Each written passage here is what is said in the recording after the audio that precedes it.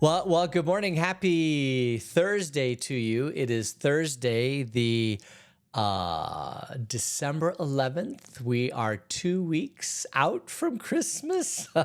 Can you believe it? I hope you're ready to go. We are, now that we're done with all the things of the weekend, we'll have this weekend to get ready for our kids, and then it is upon us. I'm sorry. I have a problem with my mouse. It keeps going in and out. And every time it comes back in, I can't find the cursor. And I have a 24-inch screen here and a 24-inch screen here, and it can be anywhere on is that or a 32-inch screen. I've got these large screens, and it could be anywhere. And so every time it goes away. So I purchased a new mouse, but I don't like it. My old mouse is a big, clunky, heavy device, and it just really fits in my hand well. So I know I complain. Third world problems, or what do you call it? Way, way down the list of problems for sure. Hope you're having a great day today. Should be a fun weekend for sure. As far as birthdays go, today is the 11th. So happy birthday today, Larry Greer. And then on the 12th is Jackson Wilson and Steve Kaczynski. Steve's birthday's on the 12th. What is today, the 11th? 12th, that's Friday. Oh, wow. And then the 14th, is the 14th on Monday? Let me look here. Yeah, 14th is Sunday, is Mimi Olander. So happy birthday to all of you. May you have a great, blessed day. I'm going to close that out. Let's see. What else can I say? Just that we're getting closer and closer to Christmas. And it's amazing how quickly it goes. I mean, it just goes by like so quick. God's blessings to all of you kind of working through the Christmas season. May God fill you and bless you and all those sort of things. And even if you're not working, may God bless you and fill you. All right. We have a great, just to kind of put you in context, we are trying to get from Egypt to the promised land. And Miriam has died, Aaron has died, Moses is going by himself, leading people. He sends emissaries to various kingdoms and says to them, can we go through your kingdom? The emissary says no, he tries different routes. Sometimes the kings of those routes come out and block the way. They fight. So far, Israel has won all those battles. But now we're going to see probably one of the most curious stories of the Old Testament. And we'll get into that when we get into it. But let's just go ahead and start reading. This is Numbers chapter 22. Let me move that over here. Yeah, and we'll see. Then the Israelites traveled to the plains of Moab and camped along the Jordan across from Jericho. So where are we at this point? Well, let me pull up a map and let's see. We are, according to this map, we've kind of gone through the plains of Moab, which is over here. And now we are across the Jordan River from Jericho, okay? Now, that's where we are. We're just across the Jordan from Jericho. And let's see what happens here. Now, Balak, son of Zippor, saw all that Israel had done to the Amorites, and Moab was terrified because there were so many people. Indeed, Moab was filled with dread because of the Israelites. And this, if you can imagine, you have an immigration of a large population of people that way outweighs you, and they could theoretically destroy you. Although they don't want to destroy you, what they say is that they want to go into the promised land, and you're not the promised land. So if you just leave them alone and they travel through, then everything is fine. If they say they're not going to drink your water or glean your fields for food or anything like that, then it could be a peaceful transition through your community. The problem is, can you trust them? And the second problem is, what do you do about them? Now, the king here, or Balak, said, these people, they are coming, and the message is getting out that when you confront them and you fight them, their God is with them, and they will conquer you and destroy you. So now what do you do? Well, that's what we see. The Moabites said to the elders of Midian, this horde is going to lick up everything around us as an ox licks up the grass of the field. So Balak, son of Zippor, who was king of Moab at that time, sent messengers to summon Balaam, son of Beor, who was at Pethor near the Euphrates River in his native land. So they're going to go ask advice from somebody else. Now, this is Balaam, and what we're going to find out about Balaam, he's a prophet. He's up by the Euphrates, so he's farther north. So they go and send messengers to Balaam and say, what should we do about this? And this is what Balak, who's been sent to talk to Balaam, this is what he says. Balak said, a people has come out of Egypt.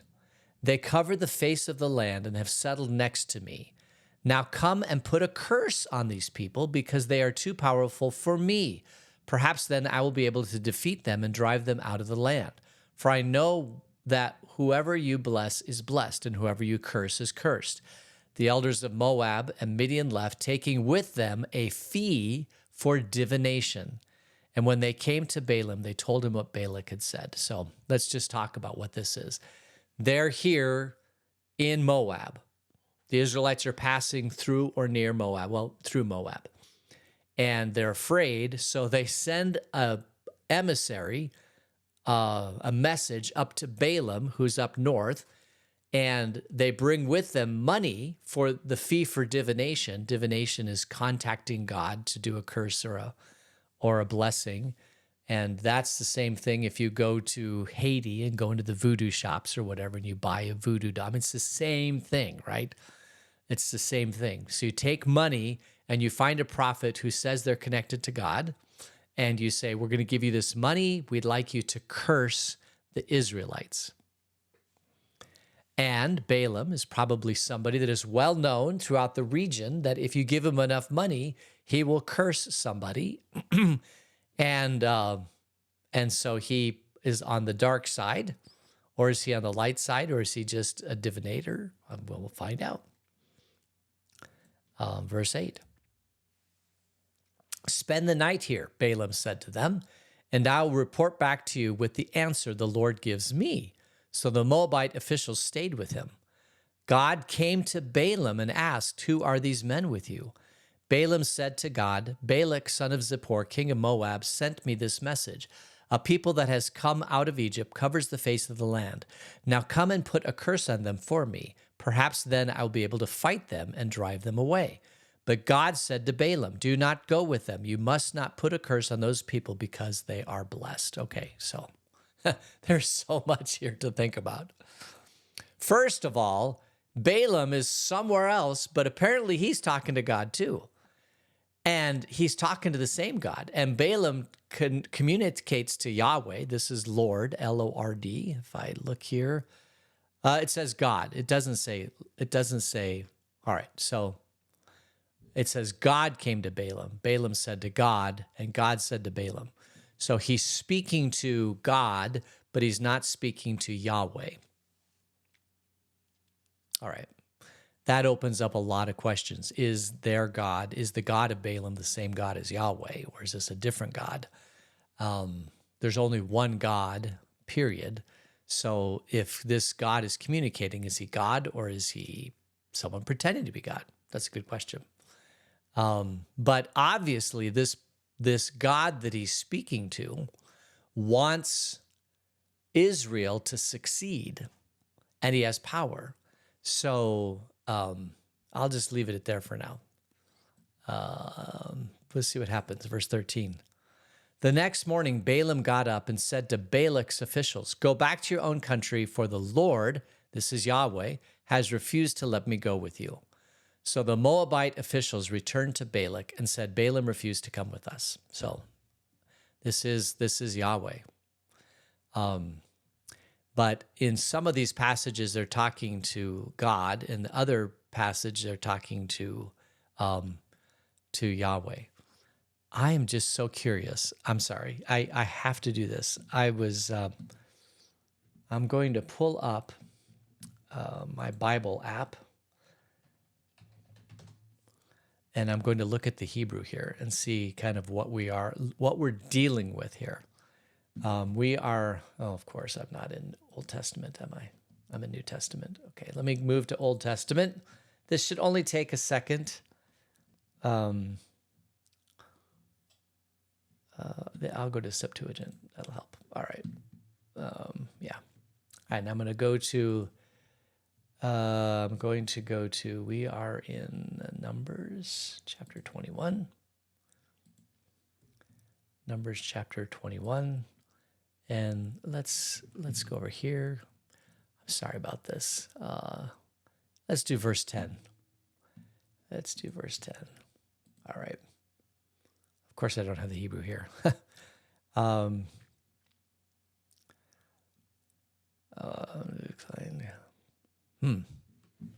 right. Verse 9. I shouldn't be doing this live. All right.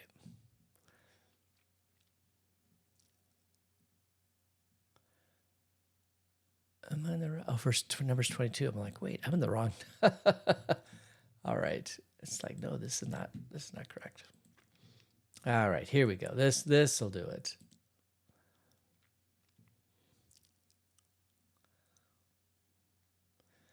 Oh,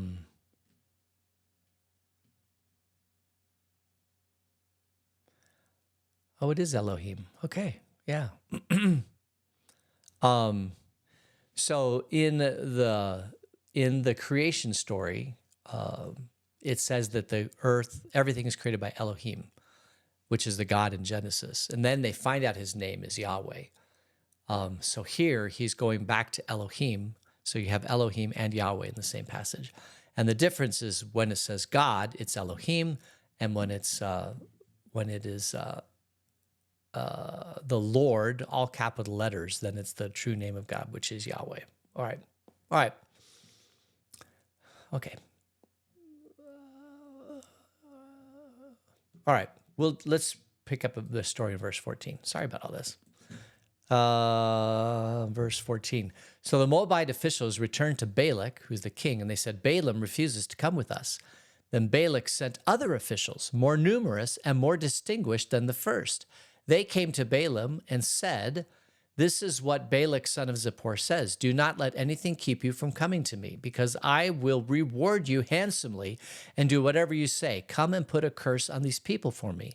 But Balaam answered them, even if Balak gave me all the silver and gold in his palace, I could not do anything great or small to go beyond the command of the Lord my God. Now spend the night here so that I can find out what else the Lord will tell me. That night God came to Balaam and said, since these men have come to summon you, go with them, but do only what I tell you. So this Balaam comes to God and says, listen, they're persistent. What do you want me to do? And so he's communicating with God, and God says, okay, tomorrow go with them, but only do what I tell you to do. So that's the setup for probably one of the strangest stories in the Old Testament. And here we go. Listen to this. Balaam got up in the morning, saddled his donkey, and went with the Moabite officials. But God was very angry when he went, and the angel of the Lord stood in the road to oppose him. Balaam was riding on his donkey, and his 2 servants were with him. When the donkey saw the angel of the Lord standing in the road with a drawn sword in his hand, it turned off the road into the field, and Balaam beat it to get it back on the road.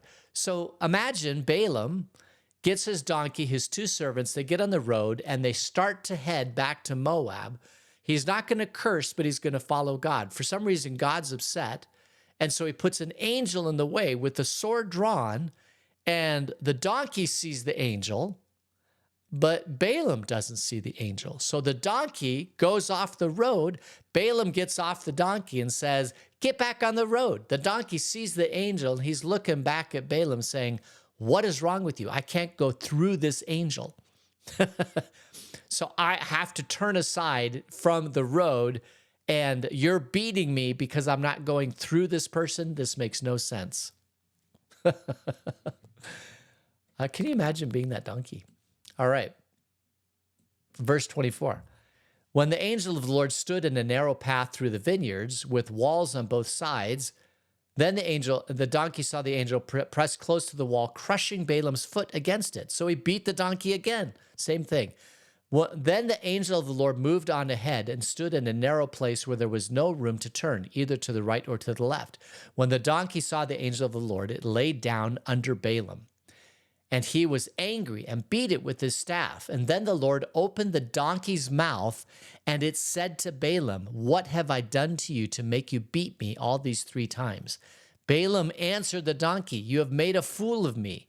If only I had a sword in my hand, I would kill you right now." The donkey said to Balaam, "Am I not your own donkey, which you have always ridden to this day? Have I not been in the habit of doing this for you?" "No," he said. Then the Lord opened Balaam's eyes, and he saw the angel of the Lord standing in the road with his sword drawn. So he bowed down and fell face down. Oh my goodness. So the angel keeps going ahead into narrow spots in the road where there's walls on each side, where you can't go around. I mean, you certainly can't scale a wall. So the angel of the Lord, who the donkey can see and Balaam can't, stands in the way, and the donkey is like, what am I supposed to do here? My master wants me to go through this angel with a sword drawn. Is he crazy? But Balaam's ass does not realize, this is Balaam's ass, Balaam's donkey. The Balaam's ass doesn't realize that Balaam can't see this guy. And so eventually the Lord speaks through, gives the ass the ability to speak and say, "Am I not your donkey? Can't you obviously see that something wrong is going on here?" And then the Lord opens up Balaam's eyes, and he sees. And Balaam comes and falls face down in front of the angel. Verse 32. The angel of the Lord asks him, "Why have you beaten your donkey these 3 times? I have come here to oppose you because your path is reckless one before me. The donkey saw me and turned away from me these 3 times. If I had not turned away, I would certainly have killed you by now, but I would have spared it."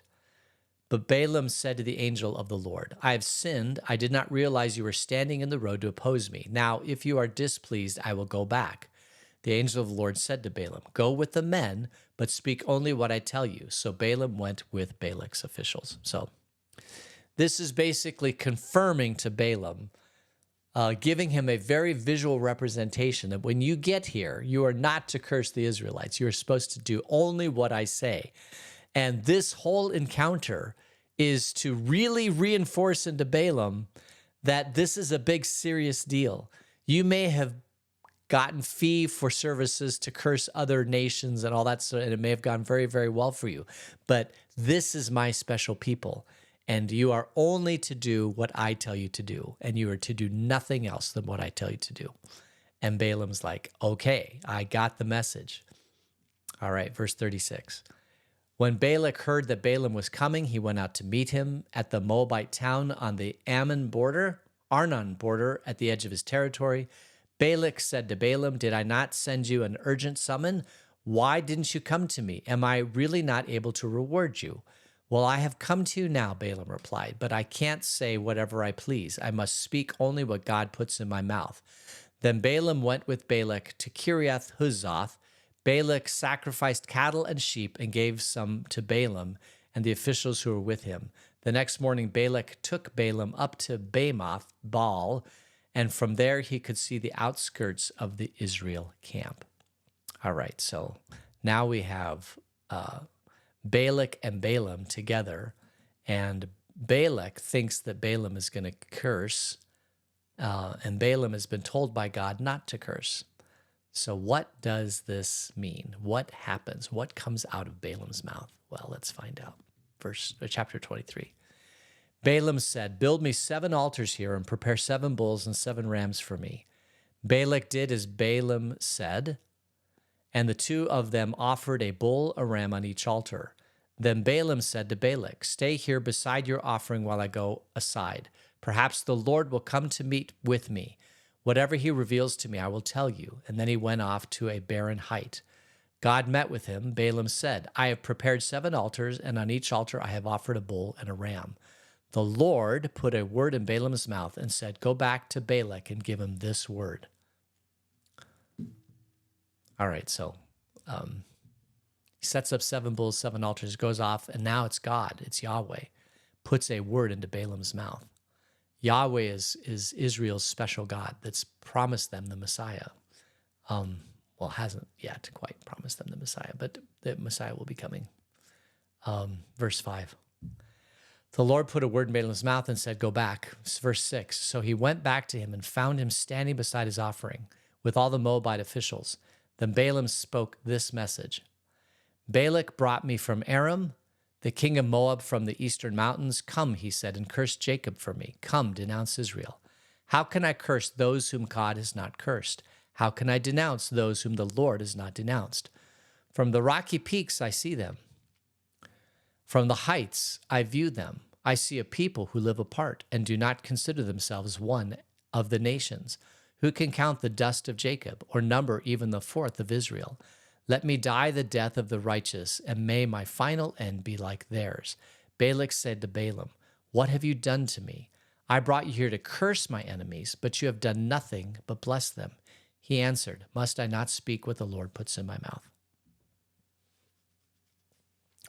So instead of cursing, the king sends an emissary. He says no. Sends an emissary, well-dressed, more distinguished, brings them back, does all the things he says. He goes to see God, and God says to bless the nation of Israel. Now, if you are a king, a wise king, and this all happens, what do you do?